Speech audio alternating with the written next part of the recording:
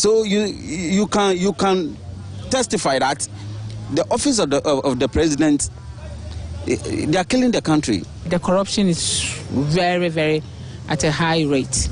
It's, the economy is actually not moving on properly. Today I went to do my Ghana card, and that's one of the main reasons why we flew to UK to come here to do, because we know the cutoff point is getting nearer. And I had to wake up. We got up 5 a.m. We got to Cal Bank, and we couldn't even do it. There was no support. Nobody's guiding us. It was just too chaotic. So we had to leave the whole place. So I think corruption in Ghana is actually not resolving. It's increasing. When I experienced corruption here in Ghana by the police. So we were on our way to Aqua Safari. So we're in the car driving, they've stopped us. The police barriers, I know that is like a common occurrence, but they've then asked us to come out of the car, and then now they are looking for money. So where I come from, it's not, you don't give police money. They have, you know, they're being paid in their account. So now they're asking us for money. They want 10 cities. 10 cities not enough. Now it's 30, 40. Due to what I've been seeing, when police have made barriers and you get there, they always expect you to give them something, even if you are not that correct. Let's say you don't have license or you've not paid your insurance. They overlook that to get something from you, then they'll let you go. I don't even think Ghana should be a democratic country. Why? Because Ghana is a democratic country. That's why our leaders are misusing our resources like that. Because it's always NDC, MPP. So they know if it's not A, it's gonna be B. So that's why they can use our resources anyhow and get away with it. Even recently, you can recall that the Prime Minister of UK, he resigned because things were not going well. But they won't do it in Ghana like that. It's because of the democracy, that's why we are not moving forward. Interesting comments there from our very short poll. Let me go to the lines, see if we have Mensa Thompson on the line yet. Good evening, sir. Are you there? Vitus Azim, are you with us? Mr. Azim, are you okay? I think I'm going to try to catch you properly. Mavis, are you with us? Yes, I am. Thank you so much for joining. Jonathan, are you there? Yes, I'm around. Fantastic. I'll come to you in a moment. Let me start with Mavis, since she's from CDD. Hopefully she can give us better insight into this particular survey.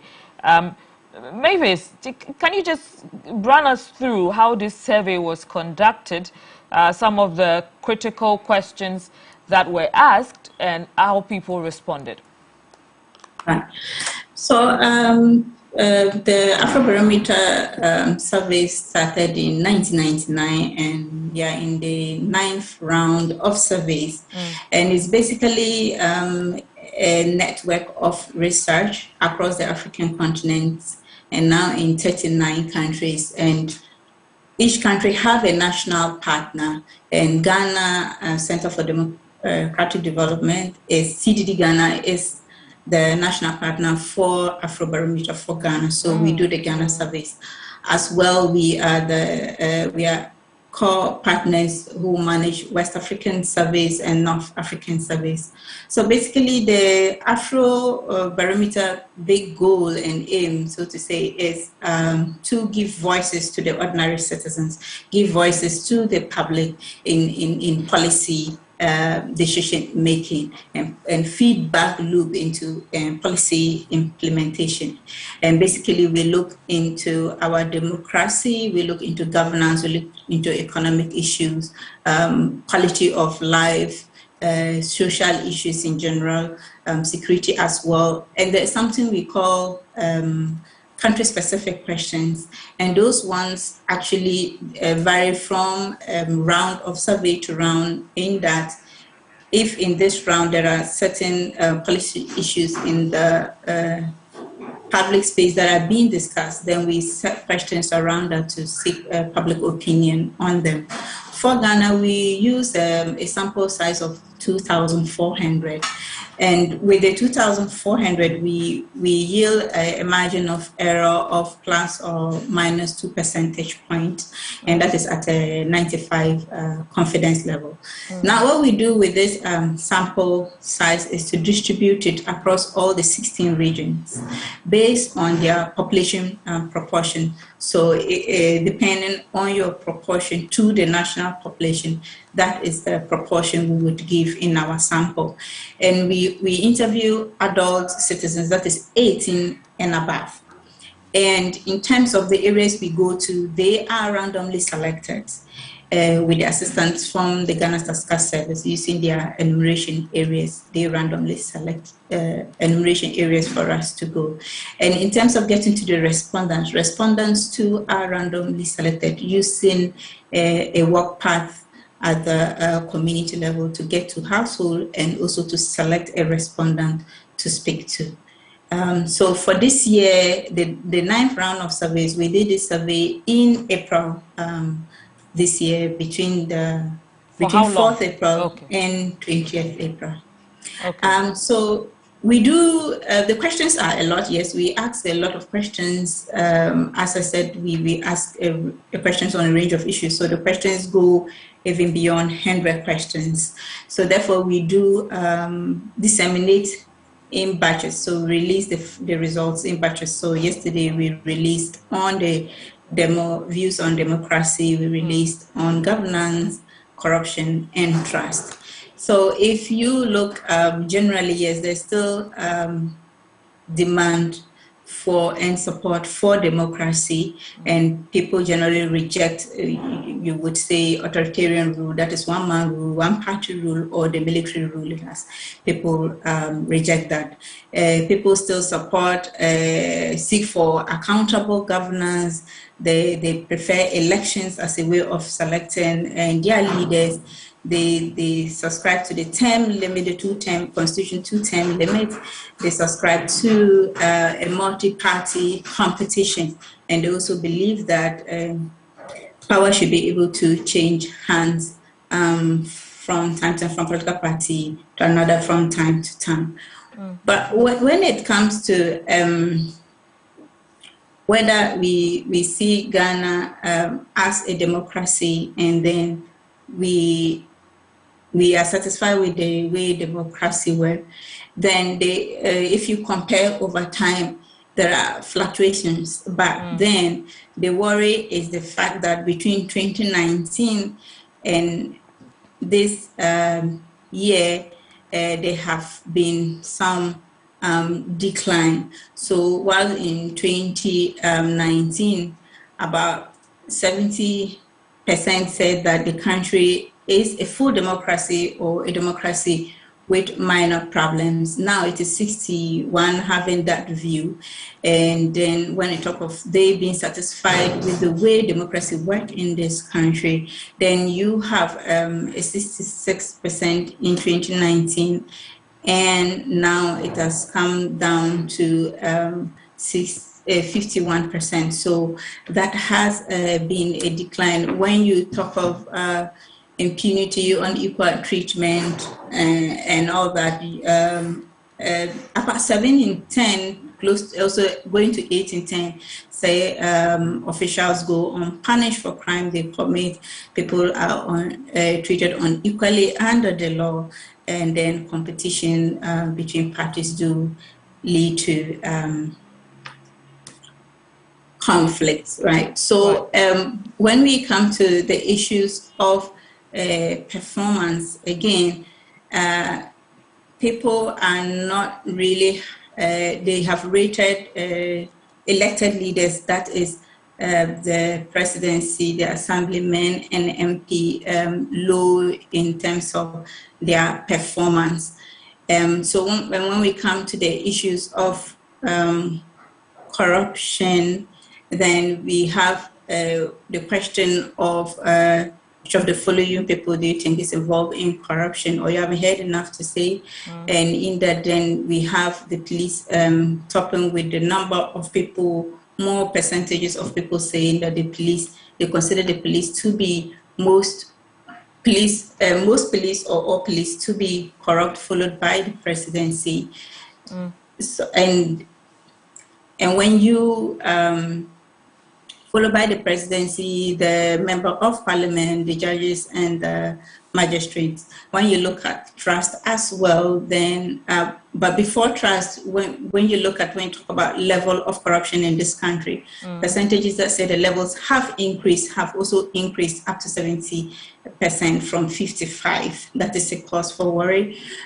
Is government doing something about corruption? Majorities are saying written government fairly badly in its performance in fighting corruption in this country. And you look at just closely 2019 to 2022, you have 57 saying 2019 that is doing fairly badly, and it has increased to 85. So that is like almost 9 in 10 saying the government is not doing so well in fighting corruption. Right. When you talk of trust, of course, we have the armed forces, religious leaders, traditional leaders, but mind you that trust levels generally have decreased over time. These may be trusted institutions, but generally over time, trust levels have reduced. Yeah, right. So interesting. Mavis, let me just ask you a critical question, because yes. Although there's a lot of conversation out there about the findings of this survey, there are also questions about the integrity of the survey. What can you say about this? So, first of all, as I said, these are public opinion, and they are not the opinion of CDD. We interviewed people. It's an opinion survey, and it uses a scientific method, social scientific method, and it's a quantitative survey in that we do not ask the why questions. A sample size of 2,400 is a good enough and representative enough for our population in Ghana. It gives us a margin of error of ±2, which is really a good margin of error, and therefore it closely mimics results of the entire population. So in that, given that the scientific method that we use to collect, anybody can use the same method and produce similar results. And just even recently, there have been a lot of surveys that are out that their findings are equally close to this. Similar, so right. that even goes to, that goes to say that what we are saying is true. And we've been doing this since 1999. So it's not like a singled out survey. And there are standardized questions, as I said. There are questions that have been asked over time. So they are not different questions. Thank you, Mavis. I'll come back to you for a bit more clarity. But let me go to Mensa Thompson, who's also with us on the phone. Mr. Thompson, when you look at this survey, can we conclude that this is there's a general perception out there that it doesn't work for public officials? Because we see that the police come in first place, the presidency comes in second place, but there's also very disappointing perception for other public officials, the members of parliament, assembly members. Is this a particular, targeted against certain people, or should the presidency be worried that they are rated so poorly in this survey? Hello, Mensa Thompson, are you there? Okay, I don't think I have you on the line, but Vitus, if you're there. Mr. Azim, are you with me? With you. Yes, great. Let's just take the same question. Should the presidency be worried that they scored so poorly on this particular survey, or can we conclude that there is growing growing perception against public workers? Whether there's growing perception against public workers or not, as the president of the country, he should be worried about the situation. Because why are you the head? The buck ends with him. So even if they didn't mention the presidency at all as being corrupt or whatever, and that's the general situation in the country, the president should be worried. If we look at the spate of corruption and perception of corruption in Ghana, it seems to have been growing in the last few months. Are we saying that it's difficult to eradicate corruption in Ghana, or are we not doing enough? We are not doing enough. Of course, it's generally difficult to deal with corruption anywhere in the world. But in our case, we are not doing enough to get to curb corruption. And that's why the situation is going from bad to worse. Partly because, see, for me, if the names of the top people are mentioned, if top government officials are mentioned in allegations of corruption, then definitely it's a serious situation. And it's an indication that we are not doing enough to deal with the canker. I'll come to you in a moment again, Vitus, because I want to find out how we can get people to be more active in reporting corrupt officials, because there's a reluctance there for people to come out openly and report incidences of corruption. But let me just check on Mensa Thompson again. I see he's back on the line. Mr. Thompson, can you hear me? Yes, I can hear you clearly. You've seen the report, I believe. Yes, I've taken my time. What was important for you in that report? Well, the Afro-Barometer report is a regular report that is sent out yearly basis. So pretty much, nothing in the report that was non-expectant. So I think for the past few weeks, there's been a number of conversations about corruption. I think one thing that we must add that this is just a measurement of the CPI, the Corruption Perception Index. It's just a measurement of the people's perception.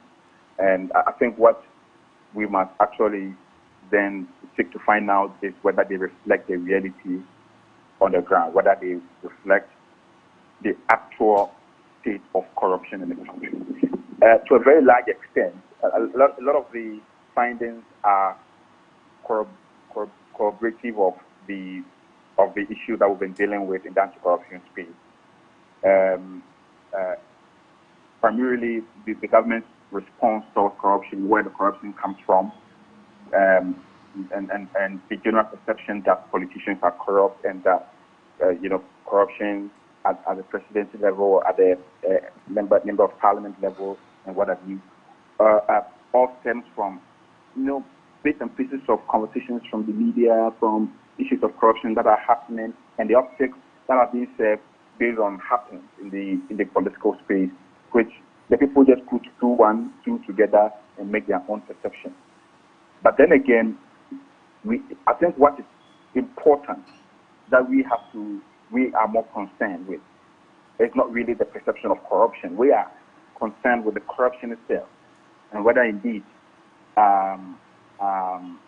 the corruption are happening in reality and whether they are being dealt with. One of our fundamental problems that we have in the anti-corruption space, which I think was not properly captured in this report, is the continuous weakening of state offices of accountability, i.e. SHRAD, EOCO, Office of the Special Prosecutor, and other relevant entities that deal with corruption, the Auditor General's Department, and what have you. There seems to be this continuous politicization and institutional weakening of these, offices of accountability. That's of much concern to some of us, and we believe that if it continues like this, then it will get to a point we'll be having a conversation of corruption without any fight, because then we can't boldly say we are fighting corruption. Then we'll say the fight against corruption is non-existent in Ghana.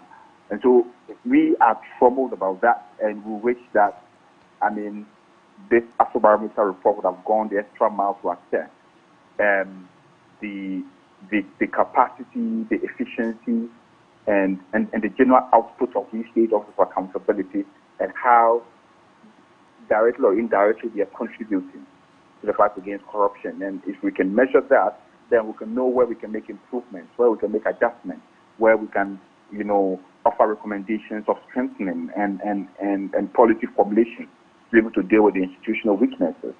But I think generally the report clearly captures what the people of Ghana think about not just corruption, but also other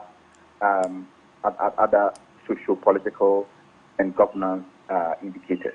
I'm sorry, Mr. Thompson, more than 77% of these respondents say that between 2019 and today, corruption has increased. Why do we keep seeing an uptick? Well, the fact that people are saying or people perceive corruption to have increased does not necessarily mean corruption is increasing. I think we should be able to draw the distinction between a corruption perception indicator and actual corruption. A realistic measurement of corruption. Because the only way you can say corruption actually happened is when indeed an allegation of corruption has truly been investigated and findings or outputs being made. But then again, it's also very difficult even to measure this corruption perception because you can only measure perception based on what people have heard and what people have seen. What about the aspect of corruption that is not even exposed to the public yet? What about the aspect of corruption that happens in places which the public does not even have access to? For example, the Afro-Barometer report is saying that the most institution with the high integrity or which Ghanaians perceive to be of high integrity is the Ghana Armed Forces. I don't know if I'm correct. Right. Yes. So, but here, one may argue that the Ghana Armed Forces is a security entity or agency with a very opaque process. The national security budget, the armed forces budget, and other entities' budgets are budgets that are not discussed in the open. That there are issues that their procurement processes are not discussed in the open. There are issues that are discussed in camera. And so it is difficult, or it is really easy for anybody to assume or perceive that, oh, because we don't hear allegations of corruption from the Ghana Armed Forces, we don't hear allegations of corruption from the security service, then it means they are not corrupt. It's easy to assume, but that assumption may be simplistic. Because if we dig deeper, if the other state entities who we are saying are corrupt also had the benefits of security opacity, then we will probably be saying they are also less corrupt. And so it's a bit complicated when you are measuring some of these things. But I think that what we should be more concerned about really is not perception. For me, I think perception is just for the optics. Is corruption truly happening on the ground? Has there been a study that has measured the rate of corruption and said that, look, the corruption is either going up or is declining? This Afro-Barometer report do not answer that realistic, actuation of corruption. No. What it measures is only what the public perceives it to be of corruption and its related activities. And so we must be able to draw the distinction. And we'll be happy if in future these reports will go even further to then say, okay, in 2019, there were about 200 procurement infractions. There were about 500 cases of fraud, procurement violations, bribe receiving, bribe taking, and what have you in this particular institution or in the whole country. And in 2020, there were 15, there were this and that. Then we can say, okay, the number of cases of corruption is going up, the number of cases of procurement violations are going up, the number of cases of so and so are going up. Then we can truly measure the extent of corruption and whether it is going up or it is going down. Mr. Thompson, how can we make sure that public institutions and their processes are more transparent in a way that Ghanaians are able to pick up on these infractions and follow up on them? The transparency is always there. I don't think the problem has been transparency. I think to some extent, transparency in certain organizations, which the law allows them to be because of the peculiar nature of their activities. But then again, some transparency in government policies and other government procurement and what have you is also a problem. But largely, we have the Auditor General's report every year that goes beyond these things and tell us. If you look at the Auditor General's report, you could see that procurement infractions, as at last year alone, was to the tune of about 34 million Ghana cedis. Procurement infractions alone. Procurement infractions alone. If you compare that, you can come back in 2020 and look at how much of procurement infractions happened. In 2018, how much was it? We can use that to do some correct measurement. The point I'm making is that the Auditor General's report provides some form of, general overview, how opaque the process may be upfront. At the end of the day, at the end of the financial year, the Auditor General is mandated to audit all these processes and come and tell us. The question has always been, when we get these reports, what do we do with them? Even when glaring allegations of corruption have been confronted or have confronted us, how do we respond to them? What steps do we take? What actions do we take?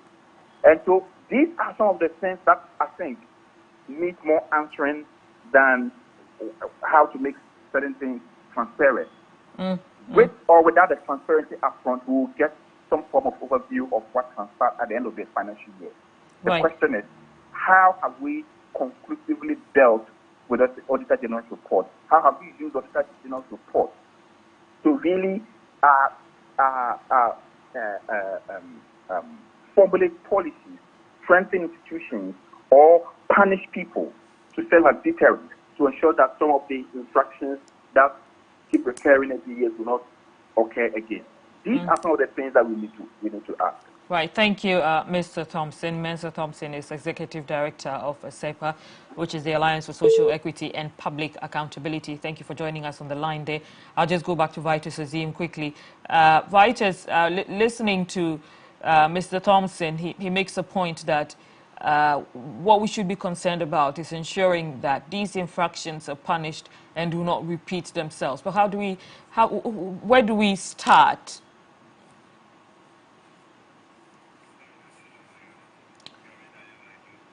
Vitus, can you hear me? I don't think I have you on the line, so we'll try to catch you. But let me come back to Jonathan Asante-Okyere. Hopefully he's still there. Yeah. Jonathan, when you look at the report, first give me your reservations about the report. Let me say good evening to our viewers. I think with the police, it is no news. And virtually, we have had different governments that have come, and it has not been easy for them to handle the police. I just don't know how we're supposed to handle them. Many have suggested that the choice of the IGP, we need to look at that, and probably that may trickle down. And once you have an IGP that is independent of the president or the vice president, I think that will help. Then maybe we need to improve the technology system, as it were, with the police. And that in itself will also help resolve some of this. And then finally with the police, I think that if we are to introduce a ticket system more, then obviously, and you have a body cam, whatever you say, there is a central, pull out there that whatever you say will be recorded. And whatever you tell the police will equally be recorded. And the police knows that whatever he's also saying is being recorded. I think that in itself will improve the police system and ensure that the corruption reduces. What I find worrying is Office of the Presidency. And that I think I have a little difficulty with the Afro-Barometer, because we are talking about ordinary Ghanaians that the interview was conducted. So in what way these ordinary Ghanaians, so to speak, have had contact with the Office of the President, for which reason they will have or develop such a perception about the presidency? And so I don't know the crop of people that were interviewed, as it were, who have had that kind of interaction of a sort, or by virtue of whatever they hear in the media and see on television, that's the basis for forming such, a perception of the presidency. But in reality, many are those who think that the presidency, has been corrupted to, by far a higher, level. And that in itself, I'm not surprised it has been captured over there. But my final worry is the judiciary. Because I always feel that the judiciary, as it were, is the final bastion of hope when it comes to democracy and governance. And when you have the executive using a higher hand approach, as it were, to harass, to intimidate, and what have you, then obviously you must have the belief in the judiciary that this is where you can really seek redress. But if you look at the nature and the performance of the Apex Court, for example, in recent years, it leaves much to be worried. And all these things affect our democracy and affect the governance. And I think that what the CDD has done, I doff my hat out for them. They have been very objective, and I've gone through, the percentages and so on and so forth. And I think that I'll just pick these up because the rest are more or less like those who are just not in the upper limit. But you see, we are a country that is suffering in terms of revenue. So we are always, spending more than we earn. And so if you have the tax officials who occupy around 46%, that in itself is equal worrying. And how do these things happen? Of course, they know how to cut corners and ensure that those who are due to pay this, and that they know how the language that they have to speak to ensure that it is a win-win situation. And in fact, that is the state, that suffers. So I think that the Afro-Barometer, things that we've been hearing, I think before 2020, that's 2019, they came out with one that was equally damning, on the current government. But they were able to see through. But if you look at the percentage, in terms of the percentage rise, I think that most Ghanaians they have really, really regretted, as it were. And that the trust is no longer there. The goodwill of government is no longer there. And some of us feel that our current government has equally bastardized state institutions by even putting at the helm of affairs in terms of certain state institutions, party apparatchiks.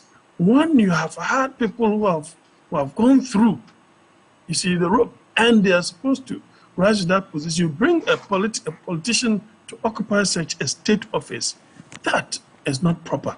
And all these things have fueled this kind of impunity in the system. So I think that is just, by my observation. Mr. Archery, let me take an excerpt from the report, which says that while there's a demand for democracy and perceived supply of democracy in Ghana, it has fluctuated over the years. Satisfaction with the country's democracy has been on a downward trajectory since 2017. It seems that Ghanaians are losing faith in democracy. What does this mean for the future of Ghanaian democracy? If you watched earlier the short survey that we did on the streets of Accra, you'll find that there were some people who said they're no longer comfortable with democracy. It sounds a little outlandish, but when you look at it, we know democracy is not the only system of governance, but its proponents say it's the best of the lot. Is it the best of the lot for Ghana, for Africa, for the whole world? Should it just be applied in a blanket form? Well, it is just quite unfortunate that we've gotten where we've gotten to. I'm yet to see any better or superior governance structure or system more than a democracy. Democracy is the only system that can allow a commoner to be able to rise to occupy a certain position on merit. That is what democracy gives you. But the essence of democracy is to ensure that we have optimal distribution of wealth of the state. And if there isn't that kind of perception in terms of reality, that perception is no longer there, that is where democracy becomes a problem. And I think that we all become endangered species, because if the youth begin, to feel that the future is very bleak, then obviously the aged, those who are old and are running affairs of the state must consider themselves, at risk, because it is just a matter of time. There is just that little trigger. And I think that there will be chaos in this country, because, believe you me, what people are seeing is just like a group of people, just some few or a minority family, as it were, who are perceived to be enjoying the largesse of the state. That is very dangerous. And in situations like this, where we seem to be admonishing the presidency, for example, to make changes, take away those who people have perceived to be dangerous for our democracy, not as people not as though somebody is going to conduct a coup, but you need to bring new faces, refreshing, the environment, so that that perception may reduce. And that too you are not getting. I think that is very dangerous for democracy. That is the more reason why people are not happy with the kind of democracy that we are practicing. Thank you, Mr. Otri. I'll be back to you in a moment. Let me just see if Vitus has a better line now. Mr. Azim, can you hear me? Okay, I seem to be consistently losing your line. So I'm just going to come back to Jonathan for his last question before I go back to Mavis. Jonathan, in the last couple of months, we've seen several reports that are focusing on corruption. We've seen one from the United Nations Office on Drugs and Crime. We've seen Shiraj. We've seen the Ghana Statistical Service, in Shiraj, that was just last week. We've also seen one from Info Analytic, and then we did this particular one from Afro-Barometer. Why is there so much focus on corruption from different institutions?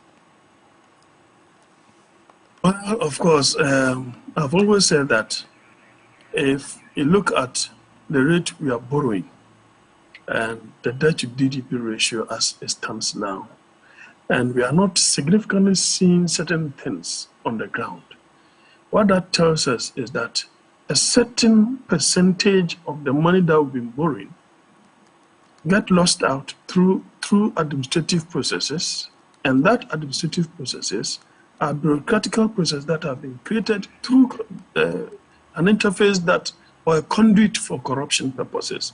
And so I tell you what, I'm seeing a greater chunk of the money that comes into the country through Eurobond, whatever, losing out into corruption. Inefficiency is very rife. You look at some of the state institutions. So if you look at the trajectory from, the United Nations report, from Info Analytics, the Ghana Statistical and Shraj, and now fueled, of course, like a kind of a finality by CDD, it is very consistent. There is nothing new. There is nothing new to discover that will new to the favor of the current government. No, and other state institutions, they have all been bastardized by these kinds of reports. And so I think that we need to up our game, and we may not have to throw our hands in despair. But if our democracy is to thrive, I think that something ought to be done. And finally, you see, I don't know how people will agree with me. Look, the moment the poor begin to believe that there is no heaven for them, then those who are at the helm of affairs must stand well. There is likelihood of chaos. It is just that people have that belief that there is a better place, and so they take some of these things in that equanimity of peace. But if they begin to appreciate and understand that, look, there is nothing like that, and we must take our pound of flesh, that is when the leadership will probably have to sit down. What otherwise? Right. Right. Thank you, Mr. Otri. I'm going to try Mr. Azim's line again there. I'm hoping it's more stable now. Hello, Vitus? Yes, I'm with you. Yes, great. I apologize. The line keeps dropping, so it's been difficult to catch you. But still on that specific democracy question, a lot of people keep saying, I mean, if you listen to the insert we played earlier, there were some comments against democracy. People have lost trust in democracy. They are no longer as confident about democracy as a system of governance. The majority still support democracy, yes, but over time, the number of people who do not support it has fallen. Why is that? Well, you see, our democracy is even our mantra.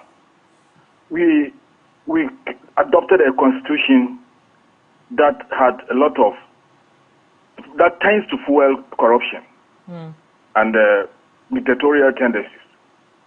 For example, the president appoints virtually everybody that is important in this country with regards to public service.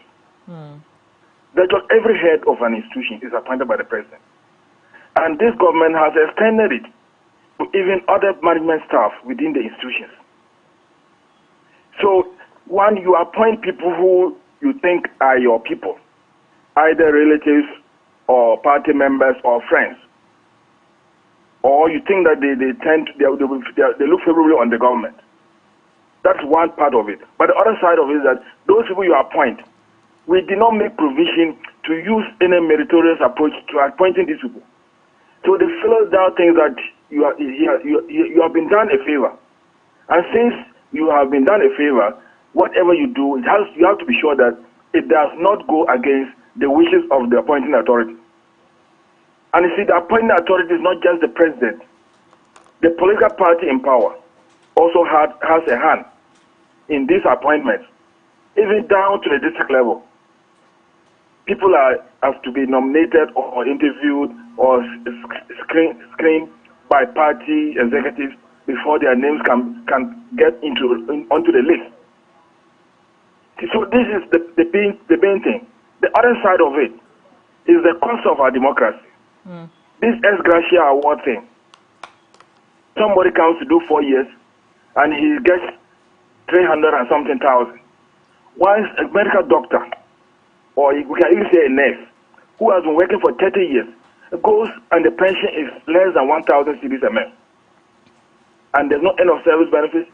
There's nothing like that. So how can we have confidence or trust the democracy?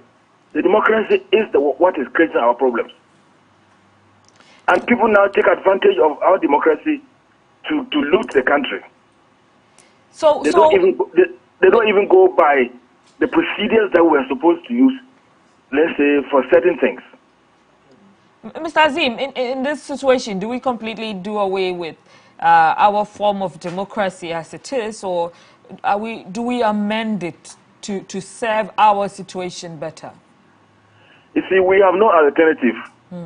We have seen the military regimes and they have not been the best either. So we should try to amend the Constitution. Okay. The Constitution, we had a Constitutional Review Commission that did a lot of consultations, submitted a report.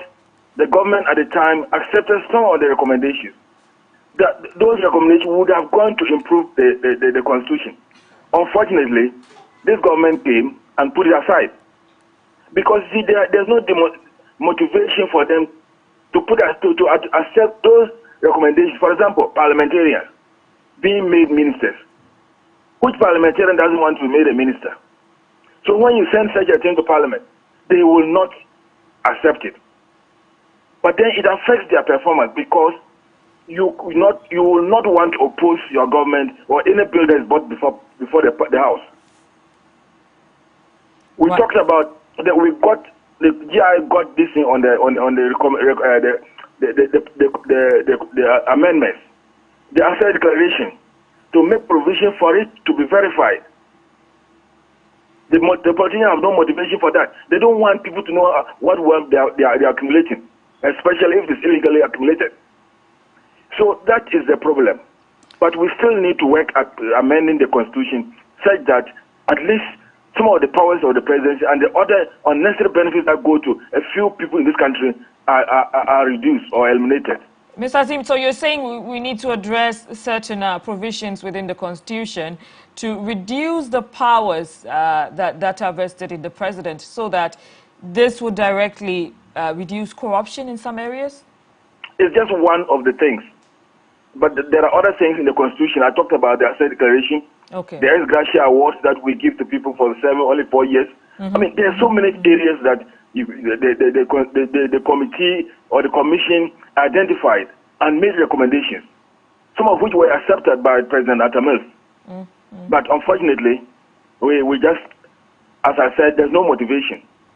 So even when the same government led by John Mahama was, he set up an implementation committee to now go ahead and implement the provisions, some of which required, let's say, a referendum. Others just needed to go to Parliament. Unfortunately, it didn't go through before they lost power. And as for President Nana, though, he says he doesn't believe in the method that they use and all that. So he has put it aside as well. You think we should revive this whole process? You see, we spent so much money, or a lot of money, going through this process. So when you talk about reviving it, that document is a very good document. We just need to set up a small committee to look at it and then pick those things that maybe are not acceptable to the current government, and then we'll go ahead and put those that are acceptable. But I don't think that we should go through the same process again. I think even people travel outside the country to consult Ghanaians living in the diaspora to get their views on in the whole process. The cost involved in per diems and travel is not easy. Why do we want to go through that process again? Great. So the document as we have it is good enough. We just need to implement the highly... or it can be approved without going through another long process. Right, right. I understand. Thank you so much. Can I just take your last words there, Mr. Azim? Well, in dealing with corruption, the leadership needs to change their attitude. They need commitment, which doesn't exist at present. If they have the interest of this country at heart, they need to change their attitude towards the fight against corruption. Otherwise, this country is heading towards a very serious situation that we not want. Thank you so much, Vitus Azim. Let me just come back to the phone where we still have Mavis from CDD. Are you there? Hello, Mavis. Are you with us? Yes, hello. I'm here with you. Okay, great. Mavis, I'll just get your last remarks on this particular report. So our biggest goal is to inform policy, decision-making, and implementation. So we hope that the findings of the report would be used as such by government, civil society, donors, academic, whoever the report would serve their purpose. And we hope that the focus would not be on what methodology was used and what are the limitations. However, the focus would be that this is public opinion, a good feedback into our policy and policy implementation, our democratic process and our governance process, and would use it as such. Right. Thank you so much. Mavis Zupok Dome is Ghana's national investigator at CDD Ghana. Mr. Otri, you're still with us, I hope. Jonathan, are you still on the line? I'm just going to come to you for your last remarks. Are you there? Right. I don't think I have Jonathan there, but if you've just joined us, you're watching Spotlight on MX24. We've been discussing the police, the presidency, and other state institutions, and the perception which they came out in Ghana's Afro-Barometer Survey. In this survey, you will find that Ghana's police force was ranked lowest, perceived to be most corrupt, followed by the office of the president, perceived as second most corrupt institution. Now, the most trusted institutions that were cited in this report are the Ghana Armed Forces, religious leaders, and traditional rulers, as to how true these perceptions are. It's from the majority of the people that were surveyed, so we can only rely on that. Now, this survey was conducted by Afro-Barometer and undertaken by the Ghana Center for Democratic Development, CDD Ghana. We've been speaking to Vitus Azim, who's an anti-corruption campaigner, also Mensa Thompson, who is Executive Director of ASEPA.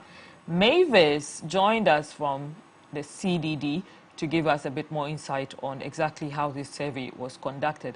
Also, Jonathan Asante-Otri, who's a political analyst and senior lecturer at the University of Cape Coast. I think the most outstanding conversation this evening is about reinstating the Constitution review process in a way that takes into account the recommendations of the committee and actually implements these recommendations, especially recommendations that were arrived at after a very thorough process involving a lot of human capital and public money.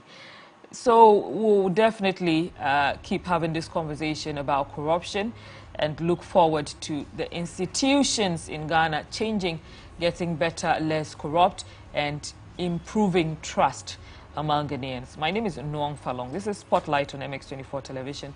We'll see you again, same time, 5 p.m. on Friday. Enjoy your evening.